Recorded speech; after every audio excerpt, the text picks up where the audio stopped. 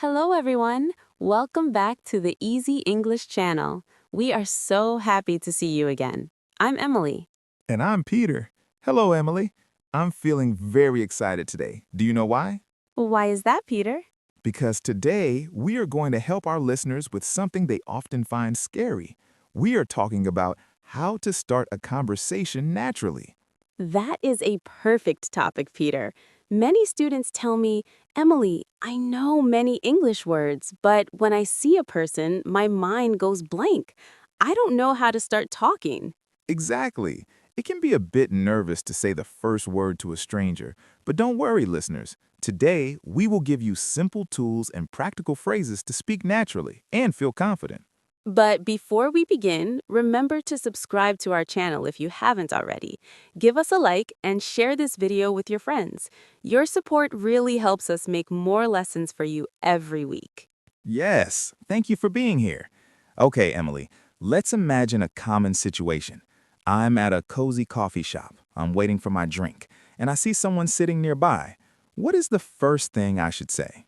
Well, Peter, you can always start with a simple greeting, but instead of just a formal hello, you can say, "Hi there, how's it going?" Hi there. How's it going? That is very common in English, right? Does it mean the same as how are you?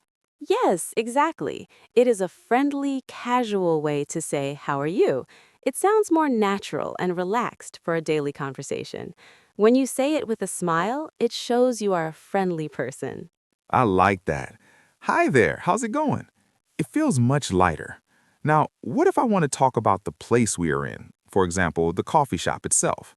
That is a great strategy. We call this contextual openers.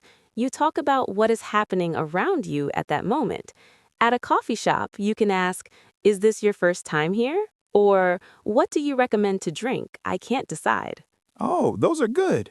If I ask, what do you recommend? It shows I value their opinion. People usually love sharing their favorite things, like a special latte or a delicious muffin.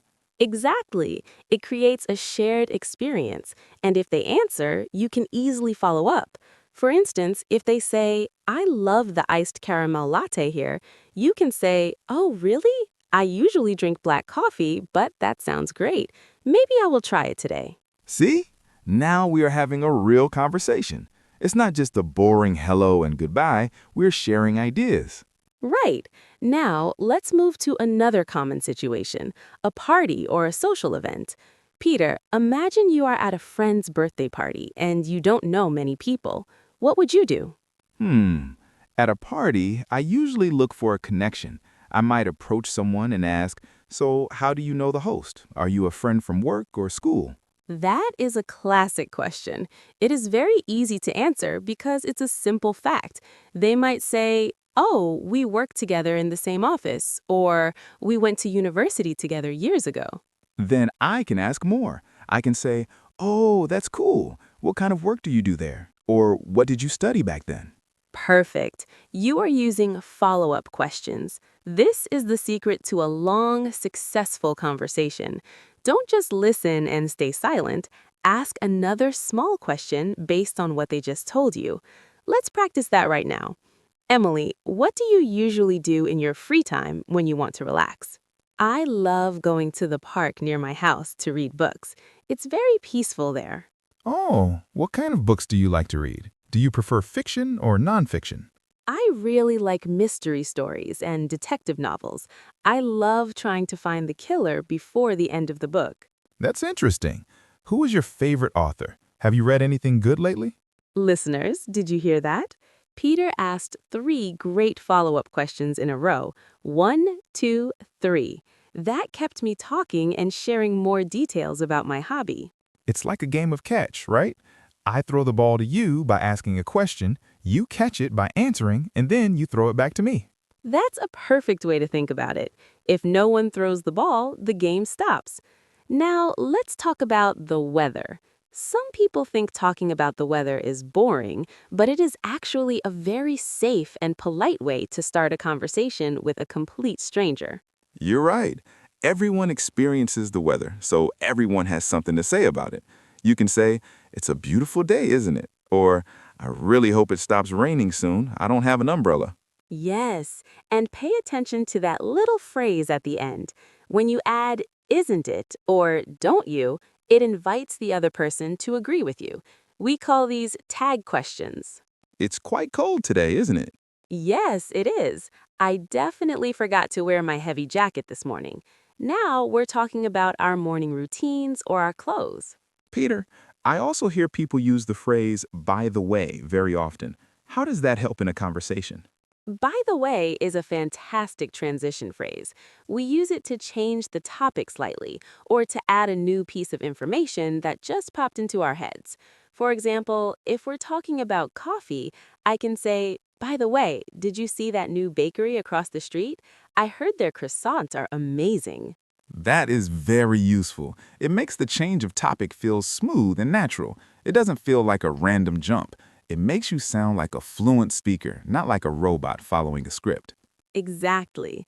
Now, Peter, let's talk about something that isn't about words. Body language. Is it important when you are trying to be friendly? Oh, definitely. Body language speaks louder than words sometimes. If you look at the floor, cross your arms, and speak very quietly, the other person might think you are unhappy or bored. You should stand up straight, smile, and make gentle eye contact. A smile is a universal language. It tells the other person, I am a friendly person and I am open to talking with you. It makes them feel comfortable too. Also, remember your voice. Try to use a falling intonation for normal statements and a rising intonation for questions, like, how are you? Your voice goes up at the end, instead of a flat robotic voice. That makes you sound more energetic, sincere, and truly interested in the other person. We have covered many great tips today, Emily. Let's review them one more time for our friends at home. First, start with a friendly, casual greeting like, hi there, how's it going? Second, use contextual openers. Look around you and talk about the coffee, the music, the event, or even the weather. Third, always use follow-up questions. When they give you an answer, ask why, when, or what kind of to keep the conversation moving. Fourth, use tag questions like isn't it to invite the other person to speak, and use phrases like by the way to change topics smoothly. And finally, don't forget to smile and just be yourself. Don't worry about making grammar mistakes. Most people are just happy and impressed that you are trying to speak English with them. That is so true. I've traveled to many different countries, and people are usually very kind and helpful when they see you are making an effort to learn English. Now, we have a little challenge for our listeners. This week, we want you to try starting just one conversation in English. It doesn't have to be long. It can be very, very short. Yes, maybe just say, it's a lovely day, isn't it, to someone waiting at the bus stop or the supermarket. Then come back to this video and tell us in the comments section, what did you say and how did the other person react? We really love reading your stories and experiences. Don't be shy. Remember, we are all learners here and we are all growing together. That's right. Every small conversation you start is a big win for your English progress. Well, I think that is all the time we have for today's episode. Peter, I had a wonderful time exploring these tips with you. Me too, Emily. I feel very inspired. I think I'm ready to go out and try to meet some new friends right now. That's the spirit. Go for it. Thank you everyone for listening to the Easy English channel. Stay positive, keep practicing every day, and we'll see you in the next video. Goodbye. Bye-bye. See you next time.